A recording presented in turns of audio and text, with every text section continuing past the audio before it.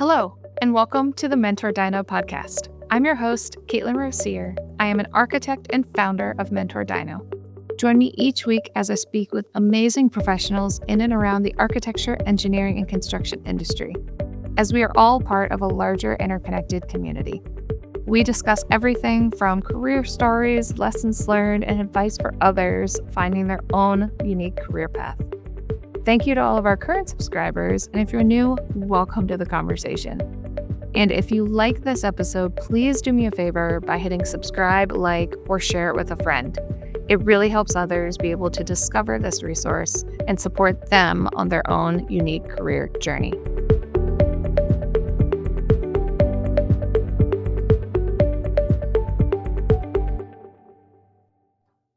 Welcome to the mentorDINO podcast. I would like to welcome Nikita Morell, a copywriter for architects based in Sydney, Australia.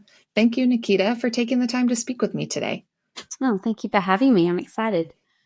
And I think this is the first episode where we are completely on different days of the week with our time zone change. So it's a Thursday for you, Wednesday for me. Yes. But I want to jump in with my hard question, and it's, do you mind letting my listeners know a little bit more about your experience and journey so far in education and career to get to know you? Sure.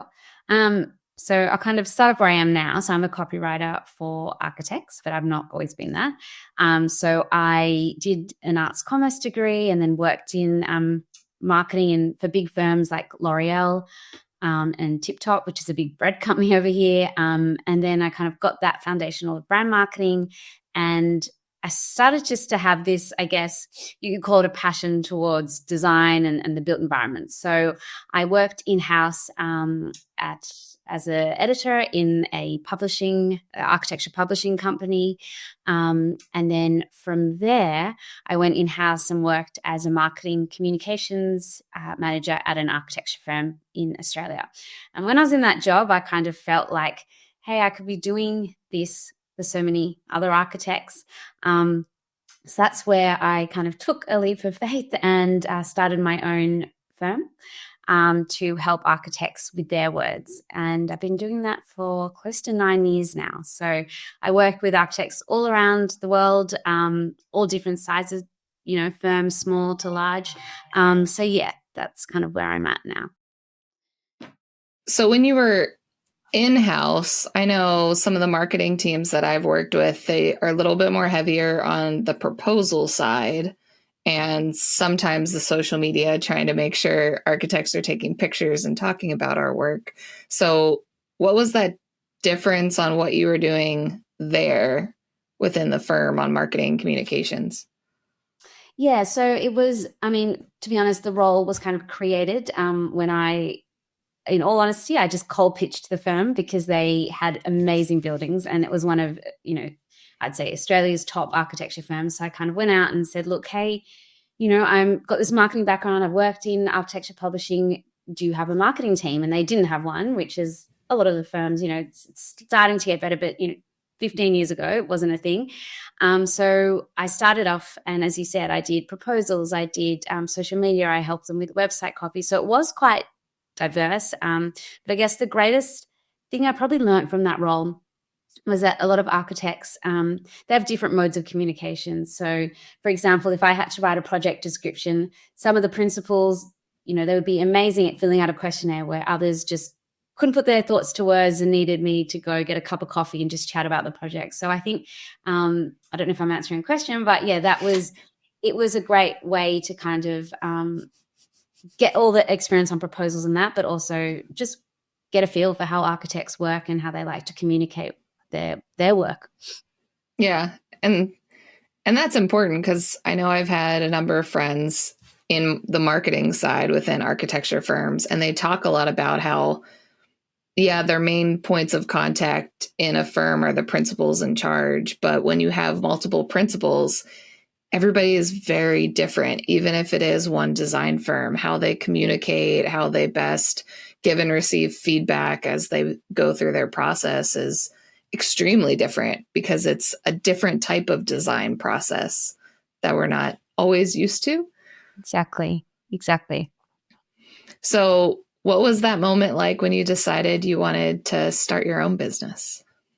Yeah, it was quite scary. I just thought, look, I don't know. I think, it's that gut feel, like you just know that you could be doing something not big and necessary, but just helping more architects. Like I just had a feeling, and I could see it, that a lot of these smaller firms even were struggling. They didn't have the budget to hire a marketing manager, or they didn't even have the time resources to invest in this. But I was looking at other industries like, software companies and that, and they just felt so much more ahead of the game than architects in terms of marketing and communication. So I thought, I don't know, I took it upon me as my mission and just thought architects by nature, I don't know if I'm wrong saying this, but are visual creatures. So I thought, well, I'd love to educate them on why words matter. So yeah. Yeah. And when did you start? I forget how long you've been going. It was 9 years ago now. So yeah. Feeling like a lifetime, but yesterday. Yeah, and it was one of those funny things where I wasn't even kind of like moonlighting, like I wasn't doing it on the side. I'm working at this firm. It was just like kind of I quit and was just like, well, there's no plan B. I'm doing this. So that was kind of how it happened. Yeah. And then how have you branched out? Because I know you help firms all across the globe. So what was that like going from, I don't know if you expected to just help firms in Australia, or how did that growth occur?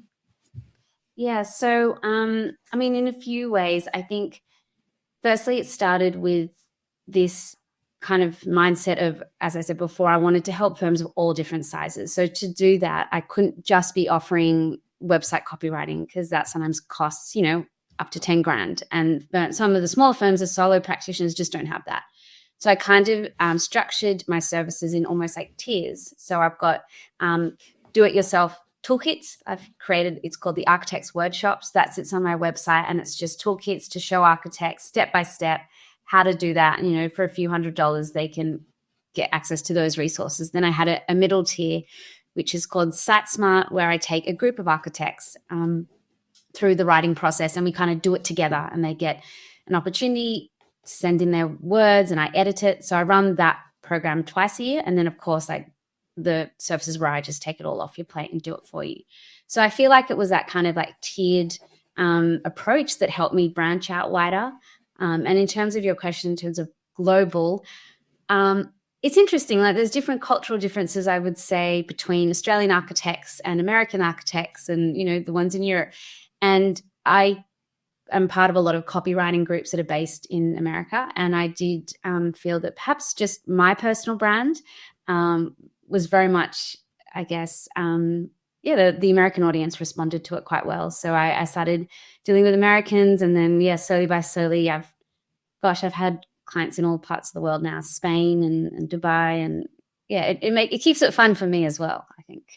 Yeah. Do you see any like common threads? Because I know a lot of your newsletters that I see and your copy on LinkedIn are all very similar in terms of architects not understanding how to speak to normal humans, as I like to say, so the non-architects, because we learn so much archi speak and, talking internally, that when you're talking to a client that may have no idea what I'm talking about with putting a building together and all of that content, do you see a common thread across countries in that education?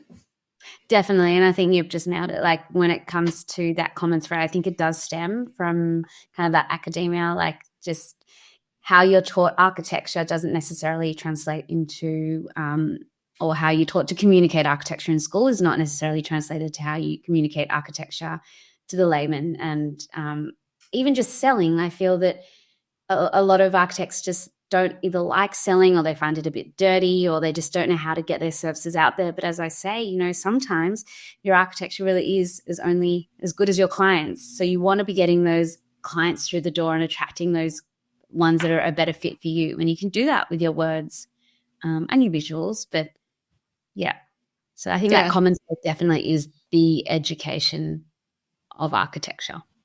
Yeah, and it takes both, because, you need some visuals for other people to understand it. But if your words are confusing, then it just leads the client down a question mark to, okay, can you actually help me with what I'm talking about? Or I know I've interviewed some architects that have started their own business and they say, don't seem so scary, because it can be scary for a client that's never built a project to reach out to you.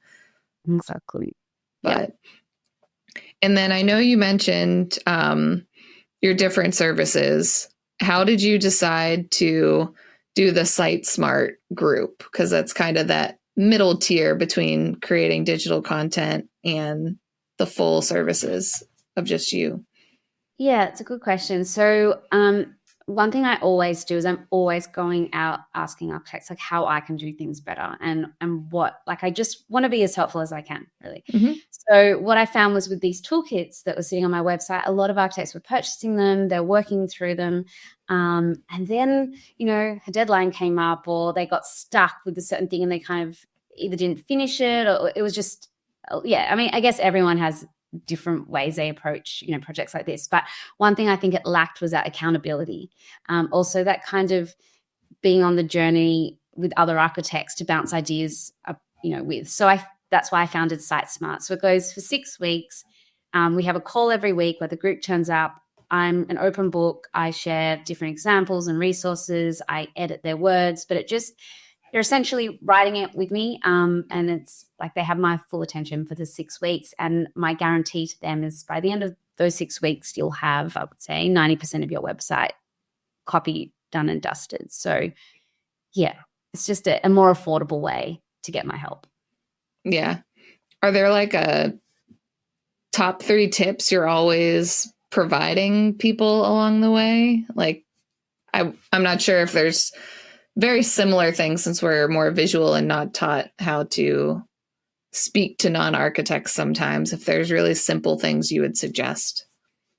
Yeah. So I guess one thing I'm always saying is instead of saying like, from a copywriting perspective, instead of always saying our clients, we help our clients do X, Y, Z, you want to be talking directly to your ideal client on your website or whatever, whether you're writing a capability statement, whatever it is. So instead of it saying our clients, write you, we help you, or, it just is that tiny shift from our clients to you that breaks down that barrier. And all of a sudden the reader, or whoever's sitting there reading that, is thinking, oh, they're talking to me. And then I guess another tip is when it comes to writing your project descriptions, I always say, when you're writing about your projects, try and move beyond what you can see in the image. Talk about things like, what you can hear, what you can feel, what, smells. Like just think of the different, like try and weave 2 senses in. And by doing that, you create almost, well, I like to think of a word painting. So you're bringing your ideal client into the space because a lot of the time they physically can't walk around your projects. So I guess it helps transport them and they feel like they can, they're there. And let me think. Third tip, I would say be specific. And that's just a golden rule of copywriting. If you're going to say we're a firm that's passionate about design, that's great. We'd hope you are. But like what else? Like be specific. Like what are you passionate about? Talk in specifics. Like we say, oh, ended the client was happy, ended with a good result. What result? What result? Like, so I think it's really, when you're going to talk about innovation, creativity, all these big generic, big words, break it down and try and be specific. So hopefully there are 3 good tips. Yeah. And I feel the be specific is a little bit almost easier for smaller firms because a lot like how you always have to niche down when you start your own business. So for you niche down to architects, but for a small business firm owner, they can't do all the project types, especially if they're a solopreneur or have a very small staff. So they have to niche down to a project type. So I think that's really helpful on getting specific with your words, just like you would a market type you go after. Exactly. Yeah. And I find I guess when I've looked at firm websites, once I start looking at the really large firms, I feel like their websites are more like a retention recruitment tool rather than going after owners. whereas the small and medium firms are actually using it to generate business. I'm not sure if you've seen it that way or if you've helped. How's that larger firm versus small firm dynamic? Yeah, and you've really summarized it well, because a lot of clients, the small firms, come to me and they say, "Oh, we want, a website," and then they'll name some architect or something, and I say, "That's great," but the thing is, with those bigger firms, they've already got that brand equity. People already know their name. They've already got that reputation, so they've got that trust, so they can use it as a recruitment tool. Whereas for firms who may not have that brand awareness, people don't know who they are. That's where really your website is a trust builder, because a lot of architects come to me and they say, "Well, Nikita, all my work's coming through word of mouth. Like, do I really need a website?" And I say, "Well, unfortunately, everyone's Googling you. I mean, you're probably Googling yourself. So you do need to have at least a website that is building up that credibility and trust. So if they've got multiple tabs open, yours is memorable and they're just stopping at yours and they're going, okay, I really want to work with these guys. Like, no matter how much they cost, I'm going to try and make it work because they're invested in your firm and they already feel that sense of trust before they've met you." So, yeah. Yeah. And I think trust is an important part because it's all actually trust in relationships and less on the design. Not to say that design's not important, but for those clients and bringing in repeat clients, if you're not trustworthy, they're not going to come back to you. Exactly. So, oh, yeah. 100%. Have you heard any feedback from previous architect clients that have had a boost or a change in their work after updating their website copy? Yeah, so I do often, I have like a little reminder in my calendar. So after around 6 to 12 months, I'll touch base and I'll be like, "Okay, what's happening?" Because, it's not something that you put a website live and then the next day you start getting results. It's one of those things that kind of takes time. But a lot of architects, the biggest piece of feedback is after I've written their copy, they just say they're getting a lot more like inquiries from better fit clients. So ones that are more aligned with their values, and, doing things like on your about page saying, "We like to work alongside clients who respect design," or just something very simple like that. You're almost immediately filtering out those people who are just there to kind of, haggle your prices, or they just want a quick quote or something. So you want a lot of those architects that come to me, they want to attract the right types of people. They don't want to waste their time. So yeah, that's one of the best pieces of feedback that I often get, because it means that the copy is doing its job. Yeah. And I think it's important that you highlighted the 6 to 12 months afterwards, because I feel like we're in such a time where everything needs to be immediate. Like all of our project schedules are getting faster and we wish we had more time to get our projects designed before they go to the contractor, but everything takes time. I know even doing my own copy and learning about SEO and understanding it takes months for it to really take hold is important. Do you find you have to educate architects as much as the copy itself, but what that does from an SEO and the actual dynamics of web searches? Yeah, like I have to definitely educate them. But then even again, like the copy on my website's obviously working because I'm getting a lot more architects coming through my door who already understand that. So I am finding that I need to do that less and less. And I think something that comes from updating your website copy or having at least copy that reflects who your firm is now is that the confidence of the firm also increases. So they start putting their name and, they start entering awards and that because they're not embarrassed. Because a lot of architects come to me and I haven't updated it in 5 years. It's a mess or whatever. But I think just by making certain changes to your messaging, you feel that confidence and you do put it out there more. And so you see those results. Yeah, because I can definitely tell when websites haven't been updated in decades in some instances. Even with when I was graduating from college and looking at websites, if a website was very old looking and hasn't been updated, it's like, okay, if they haven't updated their website in decades or however long I've been alive, like how up to date are they with project standards or changes in the industry, and just making sure it's light and refreshed.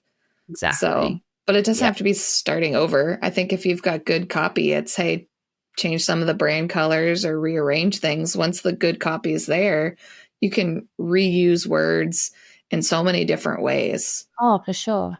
Yeah. And I wanted to dive into your newsletter as something even on the mentorDINO side where I try to run a newsletter and try to keep up. And I am always entertained by your newsletters and how fresh they are. And I don't know how you do it and keep up, because every time I try my newsletters, then I run out of time to keep up. So can you tell me a little bit about your newsletter, what you write in it, and how that, I guess, could potentially help other businesses if architects want to start writing newsletters for their owners? Yeah. Oh, thank you. Thank you for the kind words. But yeah, it's like one of the parts of my business that I love doing. My newsletter is not like other newsletters, as if you're on the list, you will know. I do really treat it like a letter, like a newsletter, rather than try and, talk about or teach at architects. I love sharing stories from my own personal life or things that have happened, and like kind of weave it in. And I actually created an entire course called Email Newsletters in 1 hour for architects, to show them exactly how you can approach your newsletter in a way that it doesn't feel so scary. So, for example, with my newsletters, I don't date it, or I don't say, it's a monthly newsletter. It's nothing like that. It's when I feel like it, I write it and I send it out when I have something to say. So I feel like that pressure's taken off, but I don't feel like, there's a deadline coming and I need to just fill it with something. So if I don't have anything to say, I'll leave it a few weeks, even a month sometimes. And then if I have an idea I want to develop, or I want to, share with my audience, then I'll go and do it. So I think, I share all that approach. I share kind of ideas in that kind of 1 hour course. But yeah, it's a good one. Yeah. And I know I definitely feel that pressure with the deadlines of it. It's like, oh crap, if I'm trying to do weekly or monthly, even if it is monthly, it's, oh my gosh, it's already the end of the month. Like you hit a couple project deadlines during the month and all of a sudden a whole 30 days has gone by and pulling things together.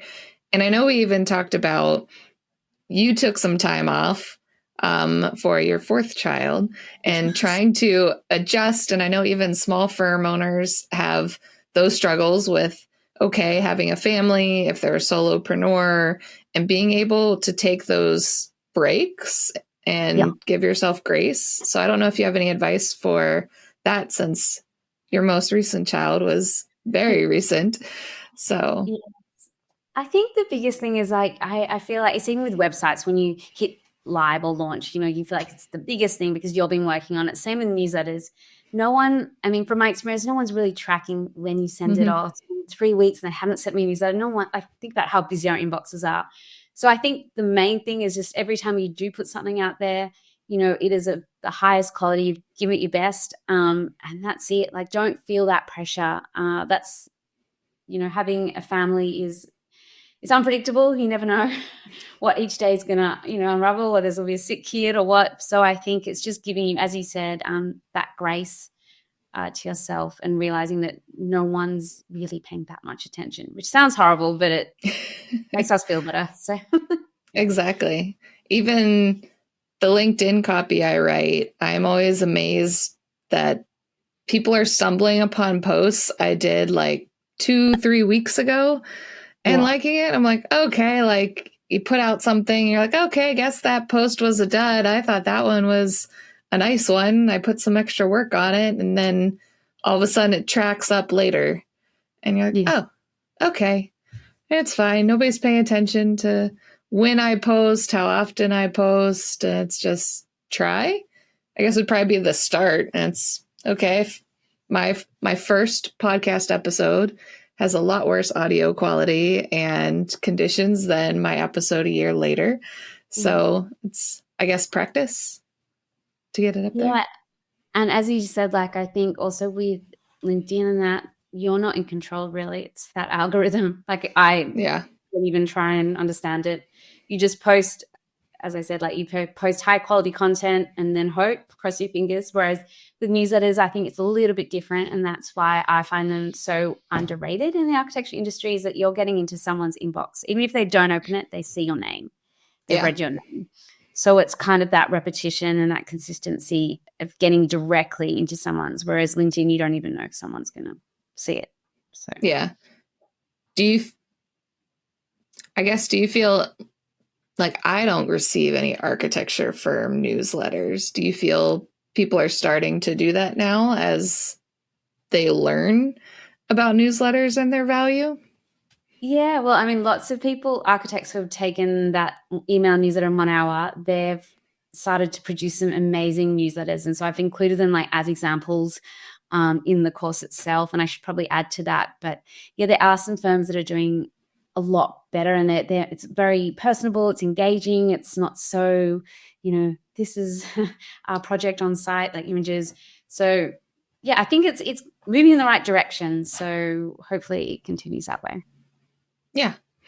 And I know this episode's going to be released towards the start of 2025 to kick off season 2. So do you have any advice if someone has a New Year's resolution to work on their website copy or the marketing side in general?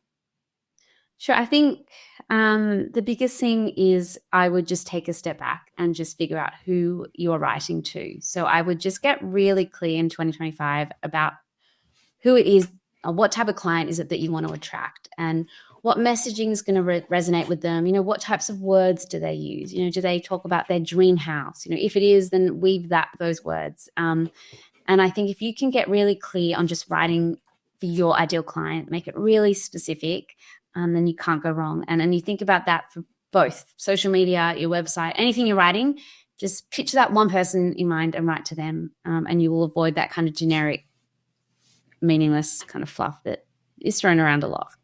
Yeah. And I know I've interviewed some architects that have small firms and do both residential and commercial, which can be kind of two different animals of architecture and client. So if you're like, I feel like if it's higher education, healthcare, corporate, you kind of have that similar language because you're selling to corporations rather than a homeowner.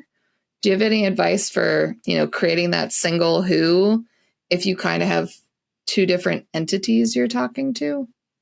Yeah, so I guess there has to be like an overall, and this is kind of a topic that's very close to my heart. I've done a lot of study on it, but there has to be an overall, I guess, message, like an X factor is what I like to call it.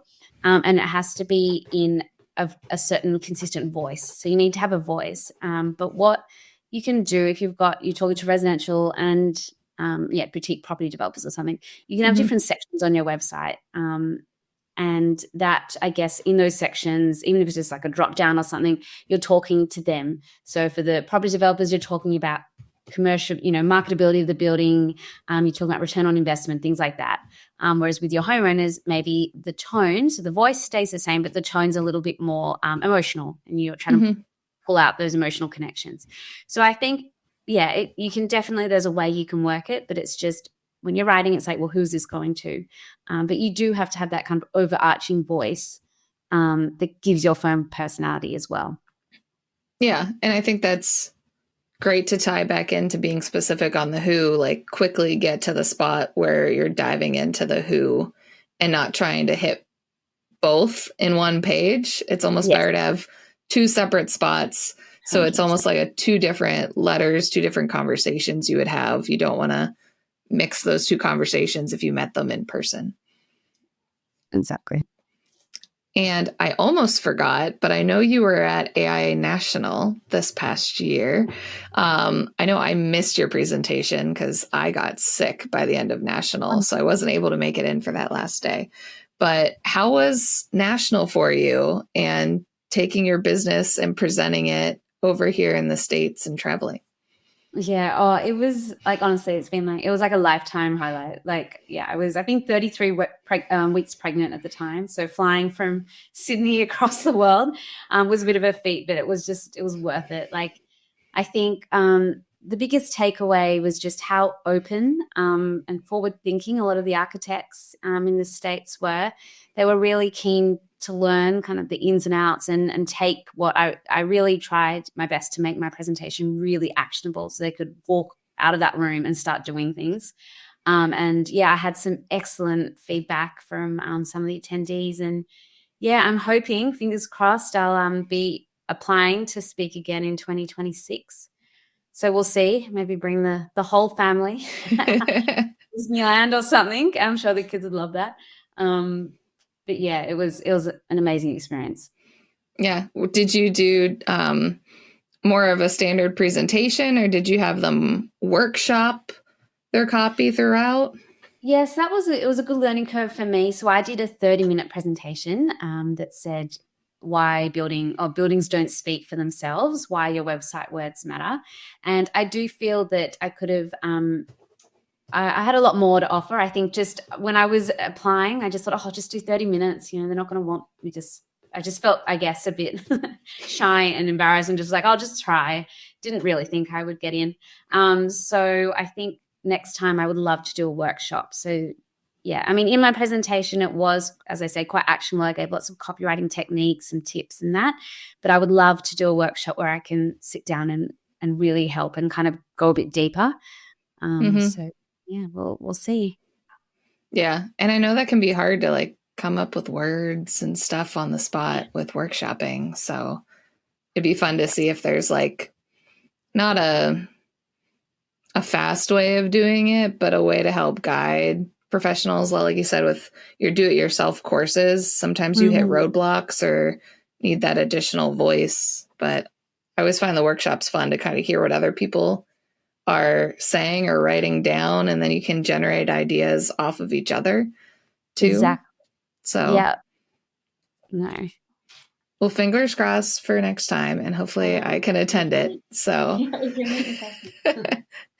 and I always like wrapping up my podcast with this final question, and it's, what advice do you have for young professionals just starting their career? I think the biggest thing is that if I was to go back in time, I would have figured out really early is kind of like, what do you want to stand for? What is that one thing that you want to really, I guess, have the essence of your firm? And it doesn't have to be a typology or a type of firm, but it could be your design process. It could be your that you're really transparent, or it could be your philosophy around design or sustainability, or it can be so many things. And I've actually written an article about that. Maybe you can share it in the show notes. But it's about finding, I like to call, your architect's factor.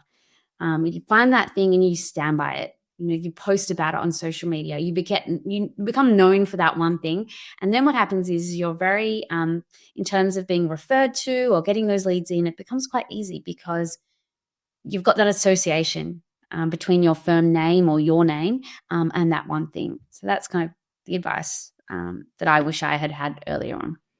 Yeah. And I would probably say it doesn't even have to be if you have your own firm, because a lot of the times you're doing branding on yourself because you're doing as much business development as a young professional out of school or a project architect as the firm owner themselves when you're out on a job site or talking to a client.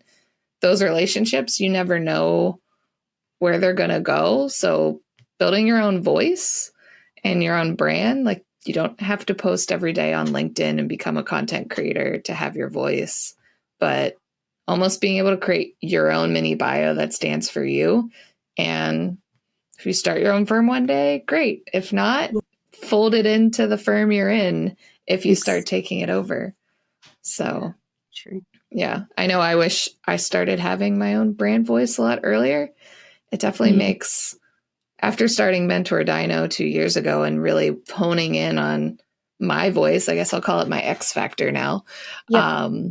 It's changed who I am as an architect and how I present myself. And I can only imagine if I did that 10 years ago and where I'd be today versus, just jumping in and trying it out. Yeah, so that's all part of it too. Just jumping in and trying it out. We're all doing the same thing. And figure it out. And if anybody is looking for some help on their copywriting, your courses, or getting in touch with you to have you help them throughout their journey in 2025, what's the best way to get a hold of you? Yeah, I would. First, I would just join my newsletter. I always give lots of opportunities to, I give out templates and examples and opportunities for you to kind of hit reply, and I do mini critiques and things like that. So yeah, definitely hop on board to my newsletter. Otherwise, you can find me on LinkedIn because I post pretty much every day. So I'm on there. Yep. And I will put your LinkedIn down below, your website. I'll get a link over to your newsletter so it's even faster for people to join your newsletter from this podcast. And I'll get a link to the article too on finding your X Factor and put all that down below in the show notes. So hopefully you guys can jump into 2025 and take control of either your own brand voice or your copy for your own firm and website. So, but I want to thank you, Nikita, so much for taking the time to speak with me today. No, thank you for this opportunity. It was really fun. Thank you.